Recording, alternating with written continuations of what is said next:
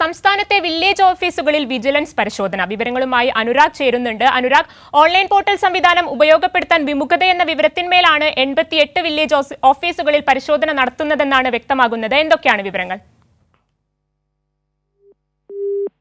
രേഖകൾക്കും വേണ്ടിയുള്ള അപേക്ഷകൾ ഓൺലൈൻ വഴി സമർപ്പിക്കുന്നതിനും അതിനൊപ്പം സർട്ടിഫിക്കറ്റുകൾ ഓൺലൈനായി തന്നെ ലഭിക്കുന്നതിനുമായാണ് റവന്യൂ വകുപ്പ് ഈ ഡിസ്ട്രിക്ട് എന്ന ഓൺലൈൻ പോർട്ടൽ സംവിധാനം തയ്യാറാക്കിയിട്ടുള്ളത്. എന്നാൽ ഈ സംവിധാനം വേണ്ട വിധത്തിൽ ഉപയോഗിക്കപ്പെടുന്നില്ല എന്ന രഹസ്യ വിവരം ലഭിച്ചതിന്റെ അടിസ്ഥാനത്തിലാണ് സംസ്ഥാനത്തെ തെരഞ്ഞെടുത്ത വില്ലേജ് ഓഫീസുകളിൽ വിജിലൻസ് ഓപ്പറേഷൻ സുതാര്യത എന്ന പേരിൽ വ്യാപക മിന്നൽ പരിശോധന നടത്തി വരുന്നത്.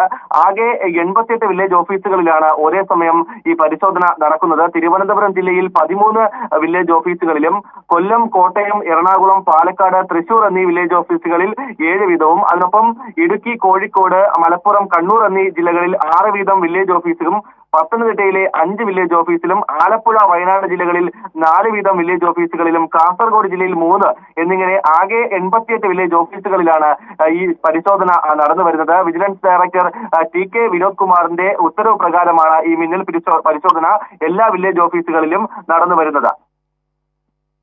ശരി, സംസ്ഥാനത്തെ വില്ലേജ് ഓഫീസുകളിൽ വിജിലൻസ് പരിശോധന, ഓൺലൈൻ പോർട്ടൽ സംവിധാനം ഉപയോഗപ്പെടുത്താൻ വിമുഖതയെന്ന വിവരത്തിലാണ് 88 വില്ലേജ് ഓഫീസുകളിൽ പരിശോധന നടത്തുന്നത്.